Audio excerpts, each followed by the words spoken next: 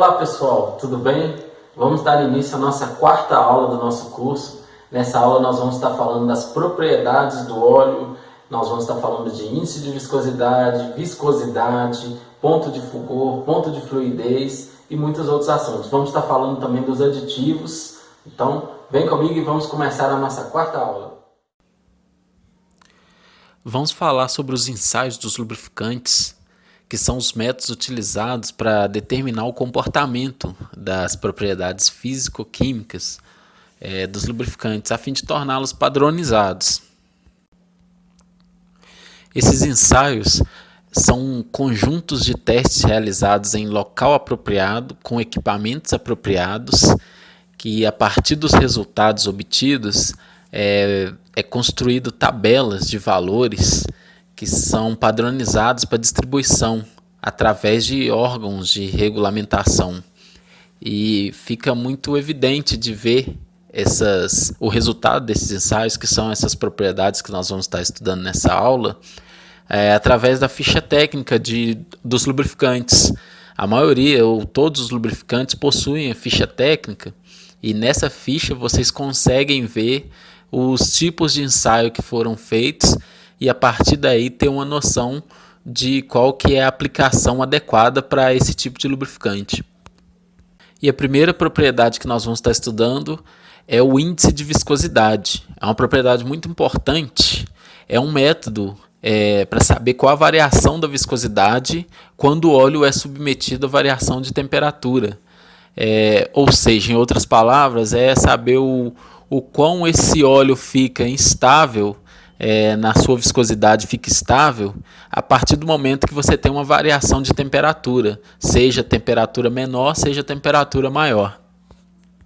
Nossas próximas propriedades aqui são ponto de fulgor e ponto de inflamação. Vamos falar primeiro do ponto de fulgor. O ponto de fulgor ou lampejo é a temperatura em que o óleo, quando aquecido em aparelho adequado, desprende os primeiros vapores que se inflamam momentaneamente, que é o lampejo, e ao contato de uma fonte de ignição, de uma chama. Como vocês podem ver aí na figura aí, tá aí o primeiro momento, aí vocês estão vendo que tá dando para ver que o óleo está sendo aquecido. No segundo momento é apresentado uma fonte de ignição e o óleo desprende as primeiras fagulhas aí, os primeiros lampejos. A diferença aí é que ele não se mantém, ele desprende esses lampejos aí, fica por aproximadamente até abaixo de 5 segundos, não se mantém, e aí é caracterizado o ponto de fulgor.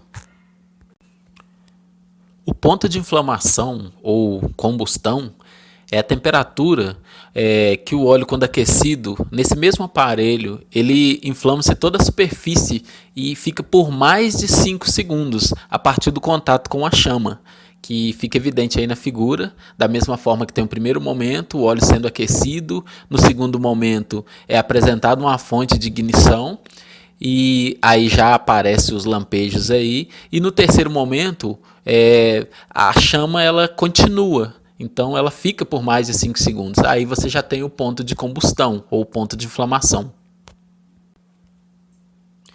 As próximas propriedades agora é o ponto de fluidez e o ponto de névoa.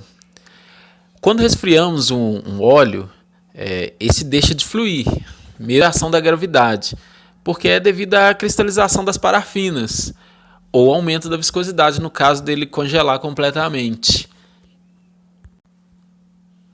O ponto de fluidez é a menor temperatura, expressa em múltiplos de 3 graus Celsius, na qual a amostra ainda flui, quando resfriada e observada sob condições determinadas. E o ponto de névoa é a temperatura em que, resfriando-se esse óleo, a cristalização da parafina dá uma aparência turva a este produto. Em outras palavras, é assim: o ponto de fluidez é a menor temperatura, expressa em múltiplos de 3 graus Celsius, onde o óleo ainda consegue fluir, ele é fluido.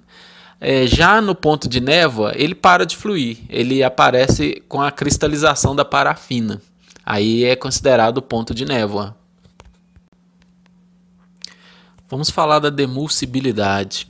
Na grande maioria das aplicações de um lubrificante, é desejável que ele se separe rapidamente da água, caso ocorra alguma contaminação no sistema. E em um sistema de lubrificação de engrenagens, de mancais, entre outros, uma contaminação com água tem que ser rapidamente removida. E a demussibilidade é a capacidade que o lubrificante tem de separar-se rapidamente da água. Vamos falar de mais dois testes agora que entram nas propriedades também, que é o teste de corrosão e o teste de oxidação do lubrificante. No caso da corrosão, os lubrificantes são submetidos a testes sob determinadas condições, visando determinar a sua ação corrosiva sobre os materiais. Isso é muito importante porque às vezes você desconhece as propriedades de um lubrificante e aplica ele num determinado componente de equipamento sem saber que esse lubrificante pode provocar uma ação corrosiva sobre esse componente. E por isso que é importante conhecer qual que é a ação corrosiva que esse lubrificante pode ter. E o outro aí é a oxidação. É a capacidade do óleo combinar-se quimicamente com o oxigênio do ar. Essa combinação leva à formação de um verniz e uma borra que corroem os mancais, por exemplo. Vamos falar aqui do ponto de anilina. O ponto de anilina dá a ideia do poder dissolvente de um óleo, de um lubrificante. Trata-se da temperatura mais baixa na qual um volume de um óleo é completamente miscível em igual volume de anilina. E essa característica ela é indesejável nos lubrificantes, pois ela indica a tendência desse lubrificante a atacar peças de borracha. Quanto mais baixo for o ponto de anilina do óleo, maior será o seu poder solvente e maiores serão os danos causados à borracha. E a principal consequência desse ataque à borracha é o aumento do volume da peça atacada. Pessoal, vamos falar agora da principal propriedade de um óleo, que é a viscosidade. Viscosidade é a resistência que um fluido impõe ao escoamento, ou seja, é a característica dos óleos, dos líquidos que está relacionado com sua habilidade de fluir. E quanto maior for a viscosidade, mais difícil o líquido vai fluir. Pode dizer que a viscosidade corresponde ao atrito interno nos fluidos devido às interações intermoleculares, sendo geralmente em função da temperatura. É comum sua percepção estar relacionada à grossura ou resistência ao despejamento. Viscosidade descreve a resistência interna do material para fluir e deve ser entendida como a medida do atrito do fluido. Dessa forma, quando se diz a água é fina, significa que este material tem uma baixa viscosidade, enquanto quando fala que o óleo é grosso, significa que tem alta viscosidade. Aliás, é bom que fique claro que profissionais da lubrificação não podem falar que um óleo é fino ou um óleo é grosso. É muito feio isso. Fala que tem alta viscosidade ou baixa viscosidade. A viscosidade apresenta uma relação inversamente proporcional à temperatura. Ou seja, quanto temperatura, menor será a viscosidade. Uma analogia para ficar muito claro aí a questão da viscosidade é quando a gente compara o mel com a água. Vocês podem ver aí pela figura que o mel, vocês podem fazer em casa também, que o mel, quando você pega um pote de mel e tenta despejar ele, vira de boca para baixo para despejar, o líquido o mel demora a escoar. Enquanto que um copo de água, se você pegar e virar, a água flui momentaneamente. Por quê? Porque a água tem a viscosidade muito baixa e o mel tem a viscosidade bem mais alta. Pessoal, a viscosidade ela é determinada em aparelhos que chama viscosímetro. E existem diversos modelos de viscosímetro. Os mais comuns usados aí, na verdade, a gente vai focar no mais comum aqui, que é o cinemático, que ele é um viscosímetro de uso universal. E aí a unidade que é dada da viscosidade é em cent-stokes. Esse é o mais comumente usado, mas tem outros, tem o Seibold, que é usado nos Estados Unidos, tem o Engel, tem o Redwood, enfim, tem inúmeros modelos aí de viscosímetros para a gente estar calculando a viscosidade. Vamos falar agora da classificação da viscosidade, e essa parte é muito importante. Nós vamos falar aqui de classificação. A primeira classificação aqui é pela norma ISO, que define a viscosidade baseando-se na temperatura de 40 graus. É definida porque é a temperatura mais próxima do que é utilizado os lubrificantes nos equipamentos, na indústria. E a norma ISO, ela faz a padronização da medida da viscosidade e tem um valor que é tabelado. E essa tabela ela é seguida internacionalmente. Todas as empresas adotam esse modelo de classificação do óleo. Então, assim, é muito comum você ver óleo ISO VG 32, ISO VG 150, porque o VG significa grau de viscosidade e o ISO é a norma. E o número que vem aí depois é a tabela da padronização que foi feita. Uma observação a respeito da classificação ISO é que ela se aplica apenas aos lubrificantes industriais. Então, nesse caso, estão excluídos aí os óleos de corte, óleos de têmpera, óleos de transformador e também todos os óleos automotivos, que eles são classificados por outro instituto aí que nós vamos falar numa próxima aula aí. A outra classificação que nós vamos falar é a classificação AGMA. A sigla AGMA, que é de American Gear Manufacturers Association, ela classifica os óleos para engrenagens fechadas e engrenagens abertas. E também, da mesma forma da ISO, ela faz a padronização e tem uma tabela, que vocês estão vendo aí a tabela, que ela vai de determinados graus, começa no 1 e vai até o 8. E é muito importante saber disso, porque tem muitos equipamentos que vêm somente com a tabela AGMA, com a classificação AGMA. E se você não tiver o conhecimento das duas classificações, você fica perdido. Justamente por isso é muito importante saber a correspondência das classificações, a correspondência entre ISO e AGMA. E vocês podem ver aí pela tabela que a classificação AGMA ela começa a partir da ISO 46, da classificação ISO VG 46, e a partir daí ela segue. Então, assim, a AGMA vai de 1 até o 8, e a ISO segue intercalada aí, de 46, 68, 100, 150, 220, 320. Essa associação é extremamente importante, porque você pode chegar num redutor ou num mecanismo de peneira, alguma coisa, algum outro componente, e tá lá escrito lá, óleo aplicado, óleo AGMA 3, e você vai ter que ir lá e associar. Então é o ISO VG 100.